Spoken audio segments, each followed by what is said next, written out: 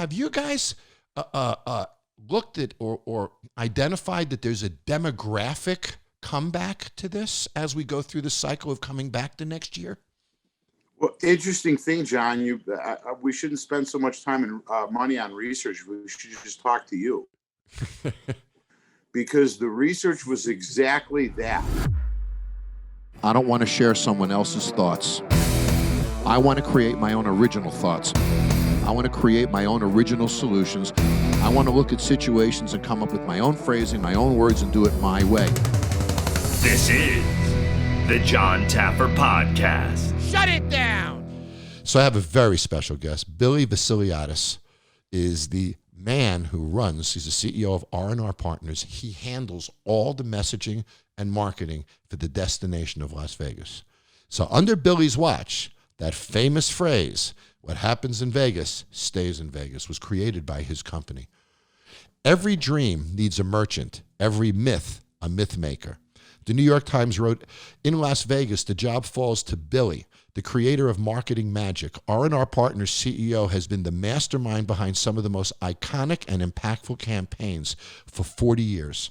From guiding the creation of R&R's iconic What Happens Here Stays Here ad campaign for the Las Vegas Convention Visitors Authority, to advising presidents, senators, congressmen, governors, to leading some of the most high-profile marketing and brands in the entire world.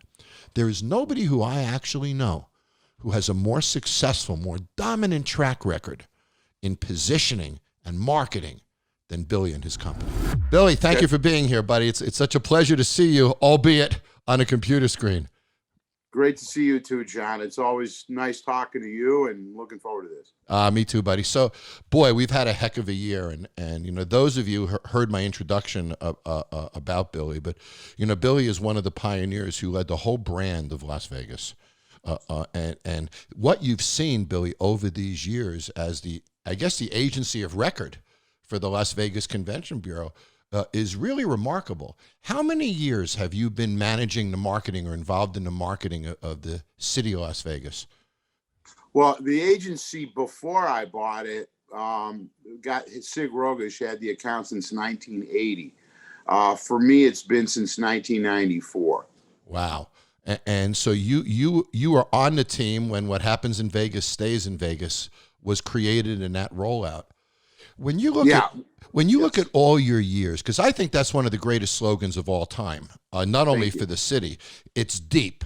It says a lot. There's a lot of symbolism and visualization and fantasy, and you know, so many things come out of those a few words. Did you actually see an impact from that campaign? Yeah, most certainly. I mean, it became part of our culture. It was knocked off a lot. Yep. and imitated a lot, which is, I guess, a sincerest form of flattery.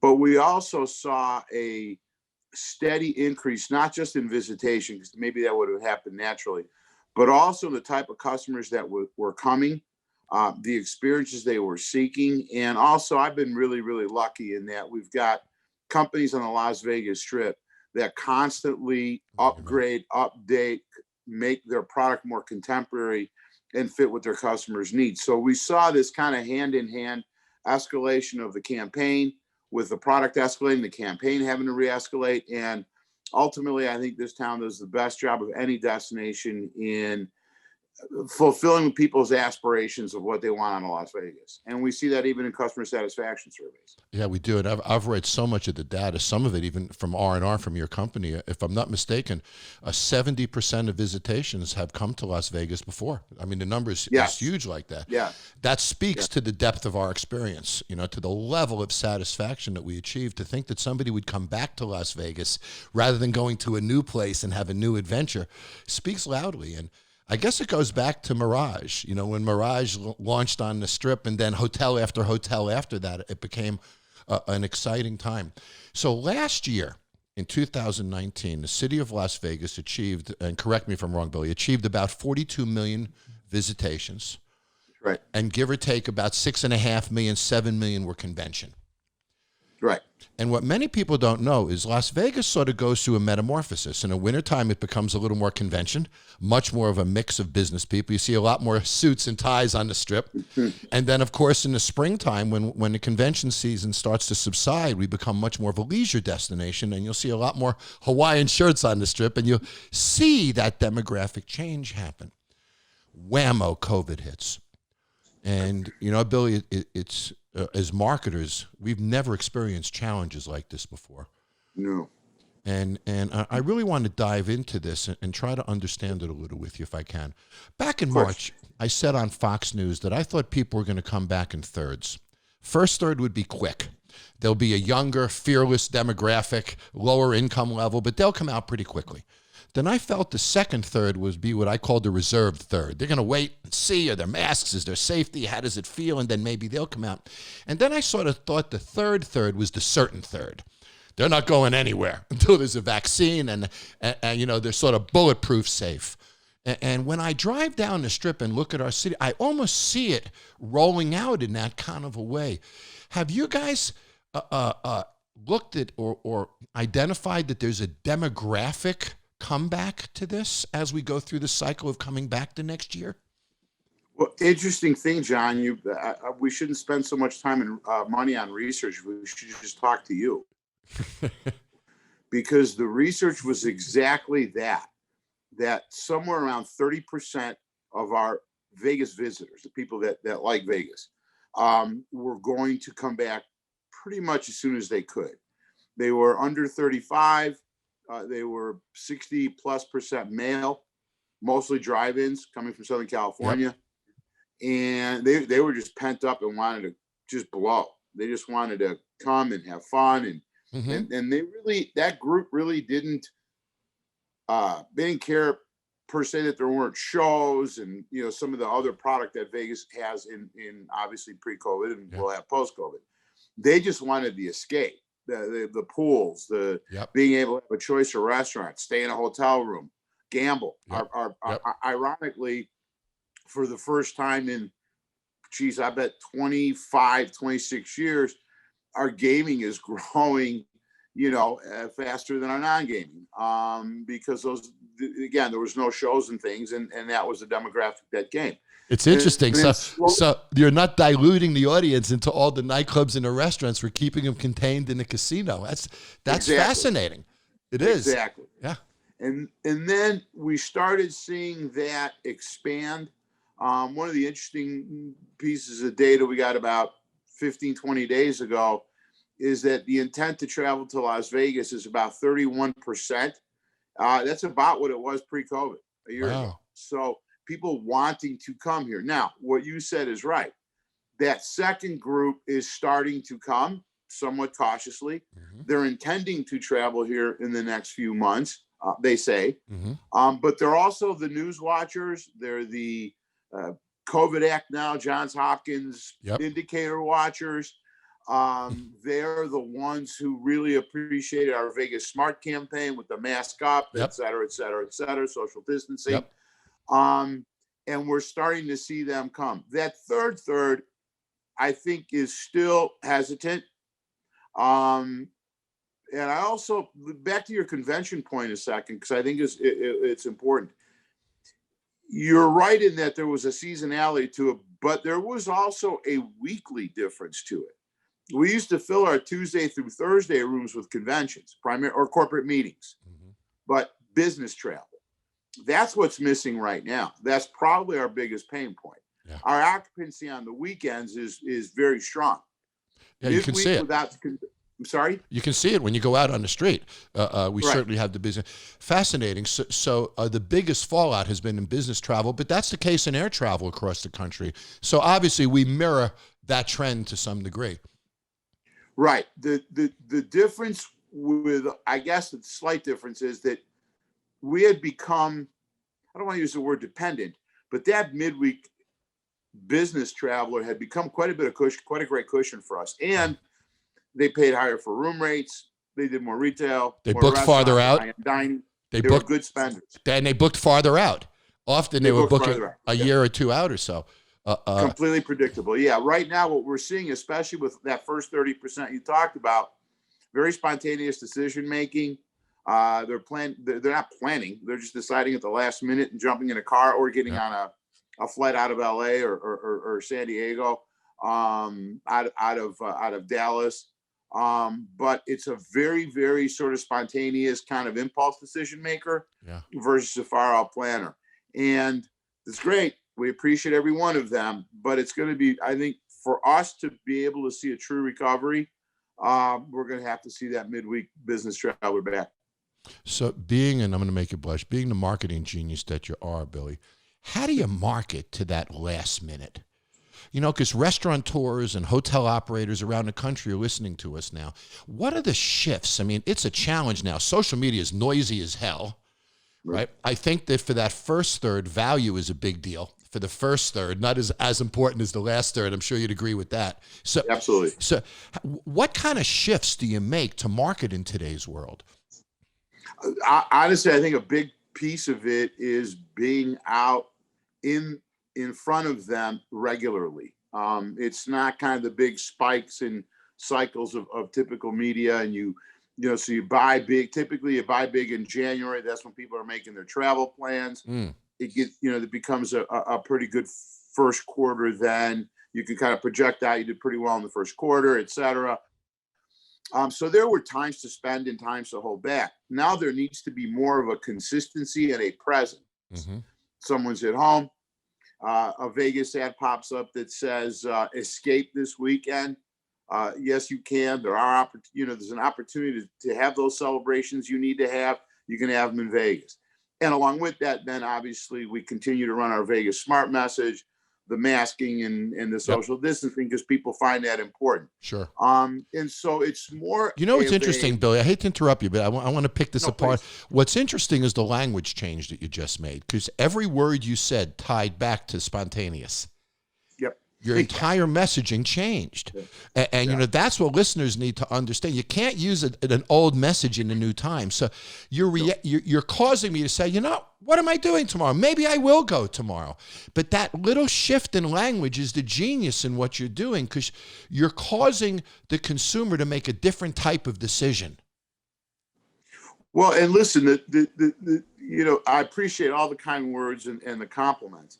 I don't know that I'm not a genius, but I'm a good listener, and I listen to our customers. And Vegas has been a leader by following, by knowing where our customers are, where their mindset's at, and what they need. And the one thing that's interesting too, John, that's consistent even in this spontaneity, even in this COVID era, Vegas continues to be the greatest escape place on earth. It's the one place where people go where they can feel as if they can get out of some terrible situation, and whether it's a job pressure or in this case, obviously a disconnect from. I got to get out. And in Vegas, I don't need to have an itinerary. I don't need to know that. I don't have to make reservations for every hour of my day in order to enjoy Vegas. In fact, I'm going to enjoy it more if I don't. Right. And if I want to bring my golf clubs, I will. And if I don't want to use them, I won't. And no one's going to judge me for that. I come here and I'm not judged for escaping, for releasing, for disconnecting, for unplugging. And so the great thing about Vegas is that there's subtle changes in our language. Maybe there's subtle changes in our media mix. Maybe there's subtle changes in the platforms we use. But the essence of Vegas being that place where I could go be who I want to be, who I aspire to be, is still the purest part of our brand. The idea of adult freedom is still the purest part of our brand. And we saw that with that first third you talked about. Yeah. The idea, they felt free. They felt the ability to come here. I mean, you think about it, they were in Southern California, which locked down pretty early. Yep. Most of them, the initial group. They were in their homes ordering Grubhub or whatever they were using to have their food come home. Maybe they did some drive-by pickup. But man, they were in that house for months. They couldn't wait to get out. And they had an opportunity to come here, and even though there wasn't Lady Gaga and David Copperfield and Cirque shows, etc., but I had a beautiful hotel room. I had a great view. I got served. I had a great choice meal. Of 5-6 restaurants, not one. Right? I could go hang by the pool and get some sun. I could go walk around. I could be in the open. I can gamble. And that idea of that escape, that release that they got from the freedom that Vegas offers has been, and always will be the differentiator here. And why I know that when things begin to open up more, when we get our midweek business back, I have no doubt how fast the Vegas recovery will be, because it's always been remarkable. If you look at post 9/11, and I don't want to compare this to 9/11, it's not comparable in so many ways. But in one way two ways that it is. One is the fear, right? Mm-hmm. And secondly, the air travel. I mean, both, right? Everything was shut down. Airports were shut down. And then the fear of travel. Vegas came back the fastest of any. Our airport was the first international airport to open. We came back the fastest. Why? Because people felt they could come here. And we saw this in our surveys 2 weeks after 9/11. People saying, God forgive me, I know I shouldn't be thinking this way, but I just can't keep seeing the plane hit those poor people in the tower. I mean, I just need a couple of days break. And Vegas is a place I feel I can go get that done. I can go do that. And what's interesting, Billy, is how you sell the emotion. You do. And for listeners to realize, you don't necessarily sell the product. You sell the way the product makes you feel. And you sell the emotion, you sell the personal connection, you sell the relevancy. I'm relevant if I come to Vegas. I am someone if I come to Vegas. I have options. Right. I can go, I can do, all of these things add to our identity and our relevancy. And that's what's wonderful about Vegas, because it's not a place, it's a thing. It's a feeling. It is. Yes, it's a feeling. And any restaurateur or hotel operator or bar or nightclub operator, if you can identify with the feeling of your businesses, why people come, is it jubilation? Is it dancing? Is it energy? Is it a culinary experience? Is it relaxation? Is it romantic? If you understand where the hook is and you build your languaging and your marketing around that, that's when we connect. Well, for bars and restaurants, I think increasingly the idea of a personal service, not just good service, meaning the food served fast and what have you, but an experience that is personal for me. It's pleasurable to me. The way that I'm treated, talked to, served, offered options, etc. Is another difference maker as we go forward, I think, for restaurants and bars especially. Yeah, I completely agree with you. And in my work with Rich Carlton over the years, and even now we're opening a Taffer's Tavern in Alpharetta, Georgia. Our first franchise we're opening right now, Billy. Believe it or not, in the middle of this. And we open in about a week or so. I'll send you some pictures, but I'm really, really excited about it. And, little questions like, are you in a hurry today? Would you like me to slow? Are you? So you get to regulate your service pace. Right. And then, to tailor everything and to connect is the most important thing. All right, let's talk about the future for a minute. Here's my belief. Tell me if you agree with me, and I know you'll tell me if you disagree with me. I think the next thing people are going to do after they get a vaccine is go to dinner. Do you agree? Indoors. Yes, indoors. Absolutely. They're going to say, I want to go back to life, and I think it's going to happen quickly, not slowly. Do you? I do. I think initially we're going to see an absolute explosion of the need to fill the experiences I've missed. And going to dinner indoors will definitely be one. Going to a bar will definitely be one. Going to a sporting event, I think is going to be huge. A venue. Going to a concert, going to a play, any one of those things that are, because again, what are those things? They're all our escapes. I could always go to work. You and I have been at work and we haven't been in the office. So you could always go to work, right? But what have I not been able to do that gets my mind off the crap of my life? Well, go to a dinner, right? Mm-hmm. Go out and eat. Be served instead of having to cook. Go to a bar, have a couple of drinks, maybe meet somebody, maybe meet a couple of friends, maybe watch a game, maybe play bar trivia. But get me out of this. Yeah. And the challenge with COVID has been there's few ways to get away from it. Chases you everywhere.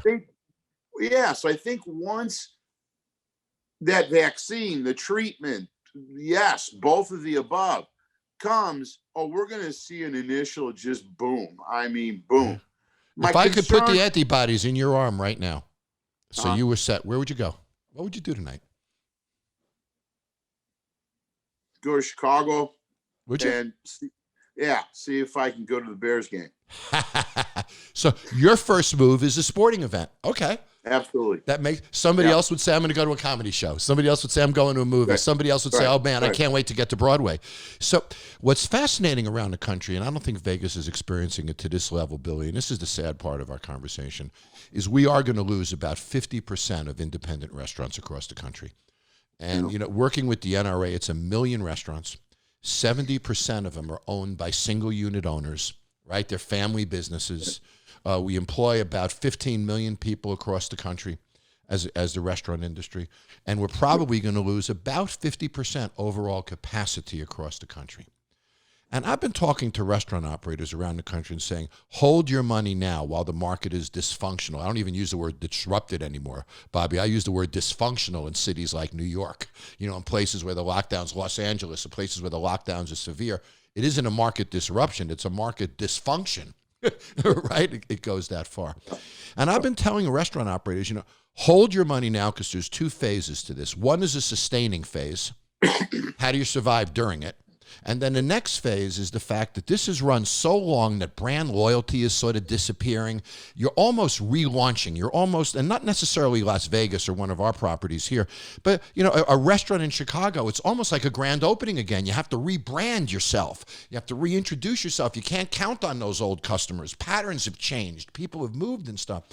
If they all spend their resources in sustaining themselves, they won't have what they need to launch themselves properly when COVID opens up.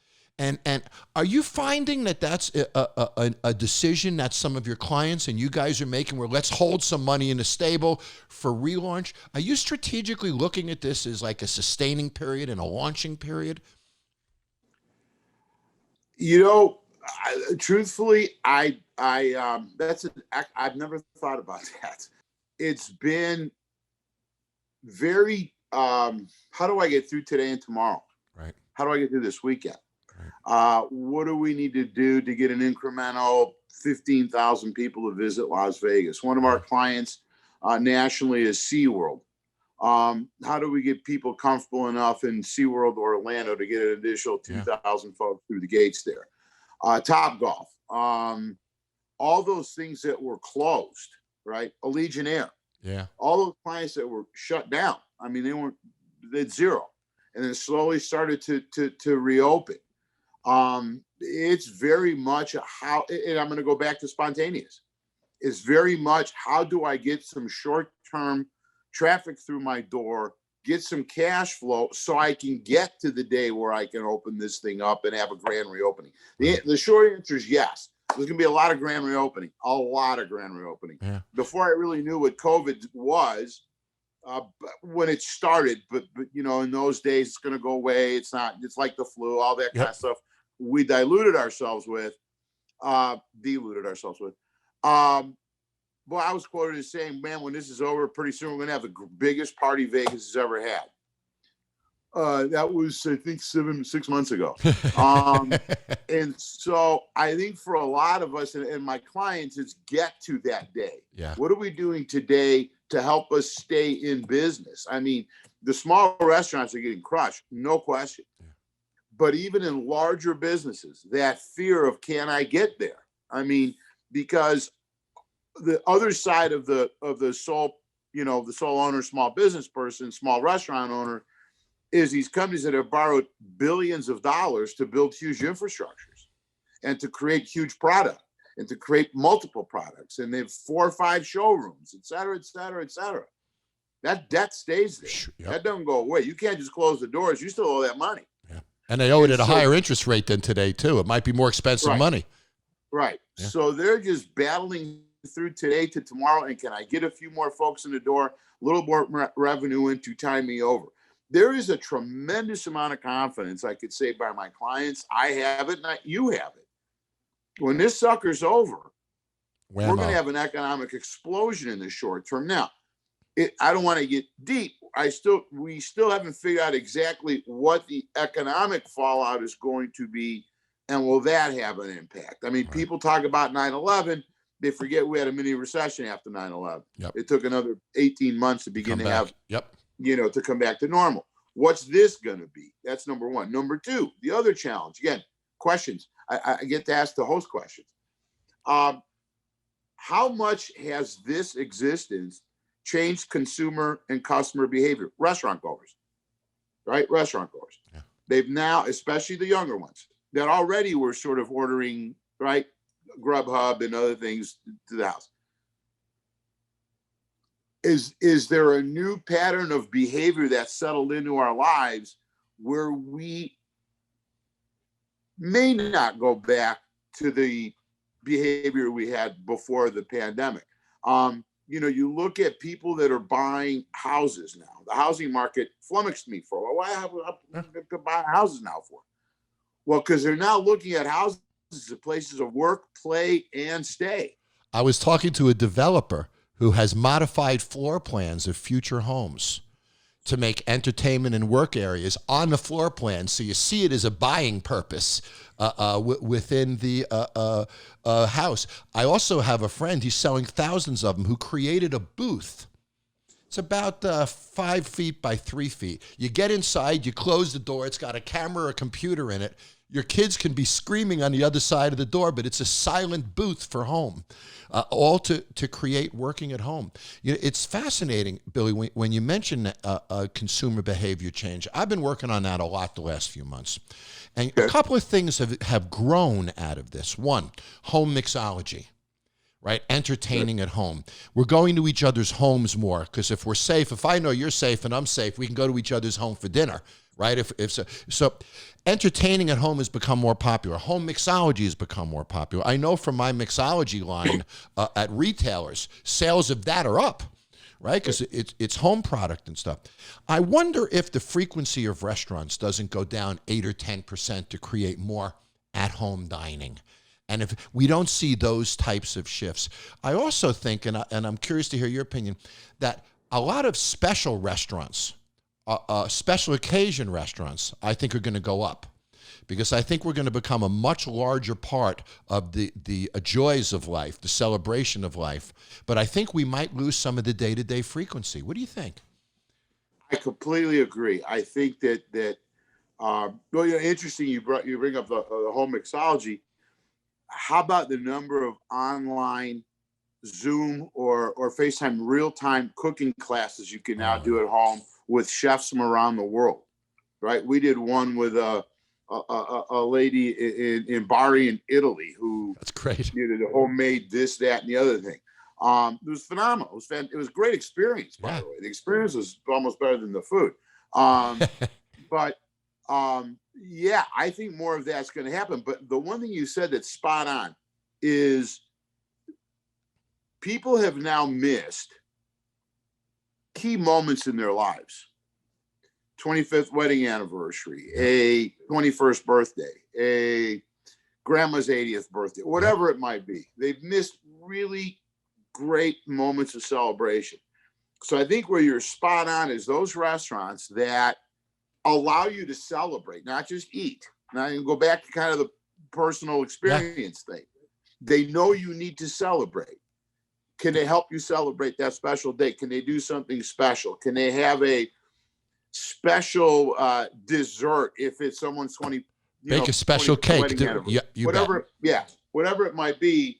Can I order ahead, and can you give me that special bottle of wine that my wife had the night we got married? I don't know, but crazy stuff. But the idea is restaurants making celebration easy and making it accessible and making it something I could do without 6 months of planning ahead. Right.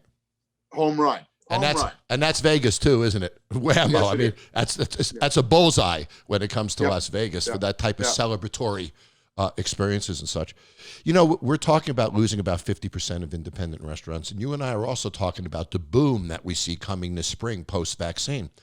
Imagine what happens in the rest of the country when we get a boom with 50% the capacity we used to have. To me, well, I think they're going to have to, but it's a fascinating thought. So that guy who's operating a little restaurant in suburban Atlanta or wherever the heck he is, if he can hang in there, think of what it's going to be like post-pandemic when capacity is down and demand is up. So, I think that's a bright spot that we all have to look at going forward. The operators, that are smart enough to hang in there and reintroduce themselves post-COVID. Which is why I really believe that, and I realize the risk of spending ourselves into a greater deficit. But finding some way to help those little folks get the small restaurant owner, the small business owner of any type, to be able to bridge to that, I think is, one of the most important things we could do now, our government could do right now. I agree. There seems to be, for some reason, a reluctance towards restaurants. There seems, it's a head scratcher to me. It is. It's interesting because restaurants are non-political. Both sides say they Right. want to help us. Right. And so, it gets wrapped up in all the other sort of special interest group lobbying and nonsense that goes on back there. And now everybody's weighing the impacts on political campaigns and all that kind of stuff. Well, that 50% of restaurants you're talking about can get to April or get to May or get to March with some help and be open and rebuild their business. And I think that's where a lot of this needs to get focused on. And quickly, because they're going down by the day. Yep. And I know the PPP program was very successful with a lot of restaurants, kept a lot of people working. I think we need to take a look at business travel deductions, meal deductions. I think there really needs to be a serious hit on that. I think we need some domestic travel incentives, certainly. Right. I also think we need some hotel incentives for drive-in business that don't take advantage of air travel incentives.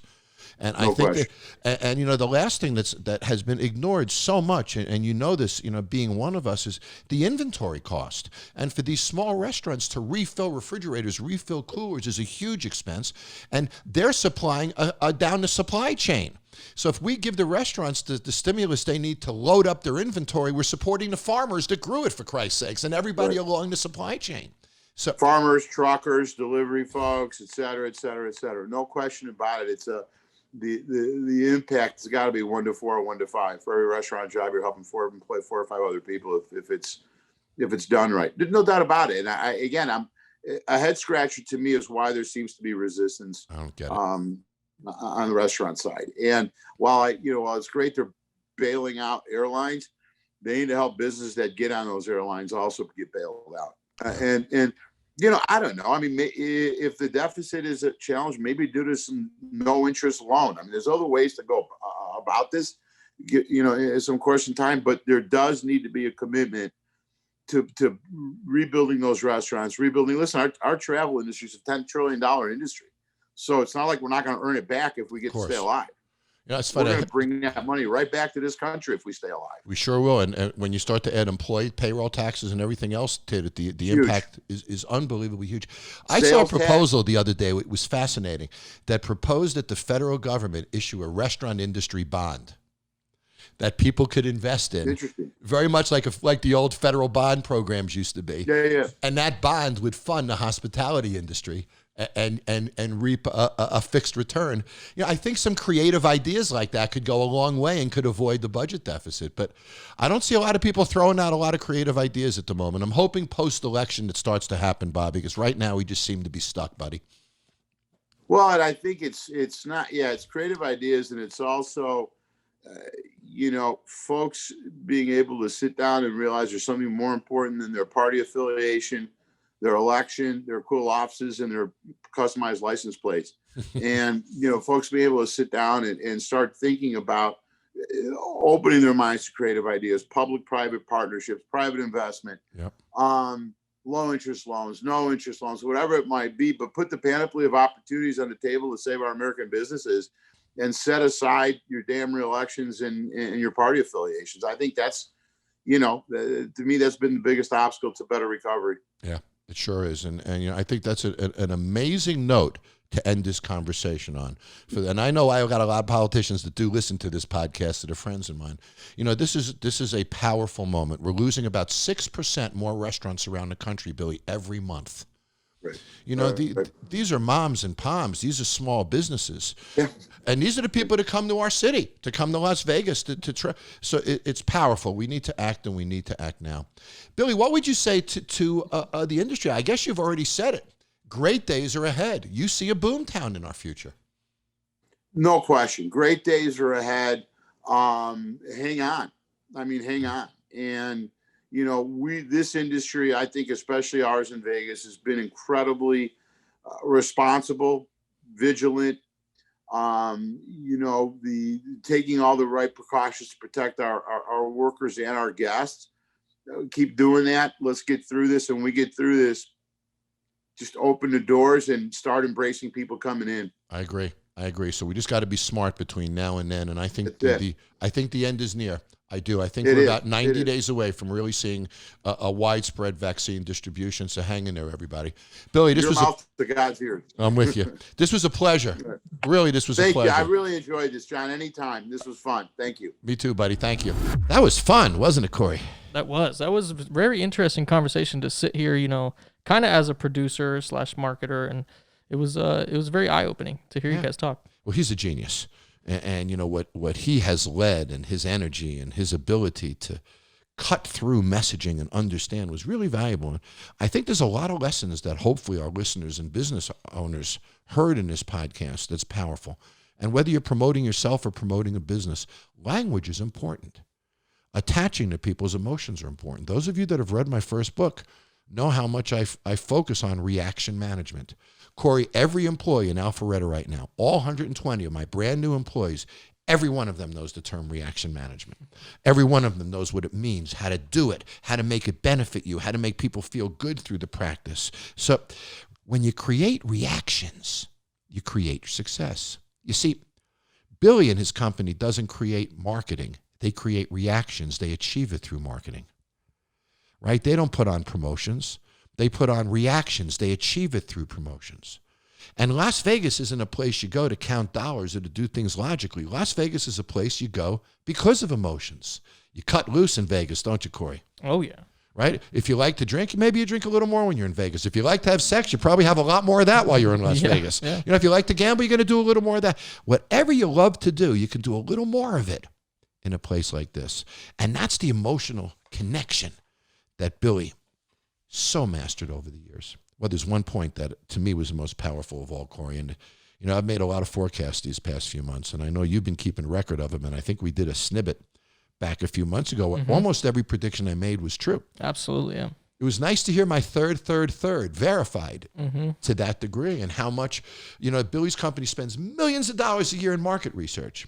And we were right on to the point that he even said, I should call you, save some money.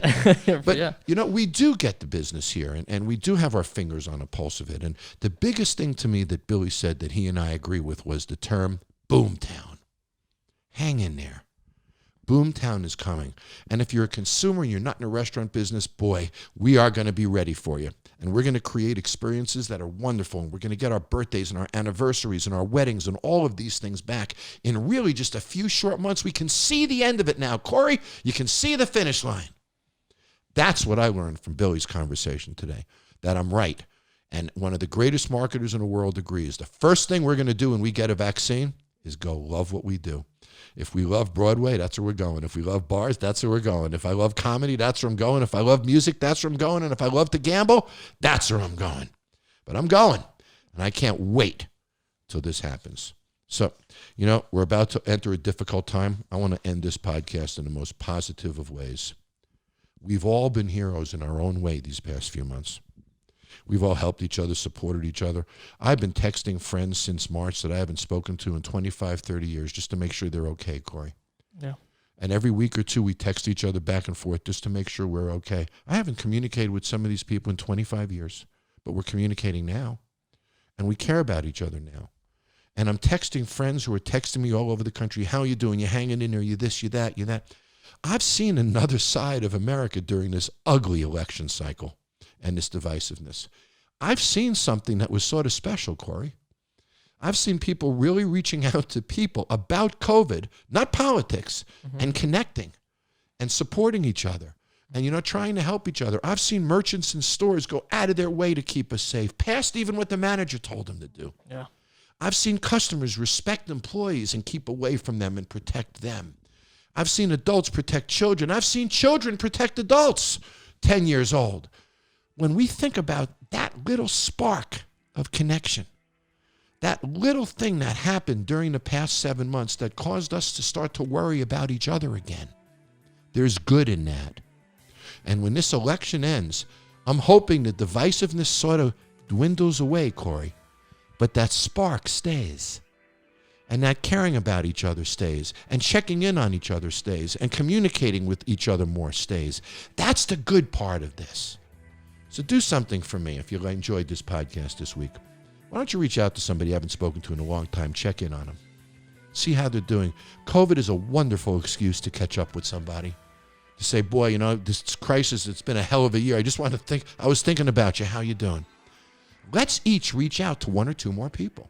Let's make the spark a little bigger. There is something good going on here. And when COVID ends, this good can really blossom. That's what I'm focused on. I want to turn this ugliness into something positive, and I think together we can do it. I'll talk to you next week. My biggest podcast ever. I'm not sure I can get much bigger guests, do you? Yeah, no, I'm very, very shocked and very excited. Were you? Yeah, sometimes you just got to reach high in life. And we did. And we did. Talk to you all next week. Bye-bye.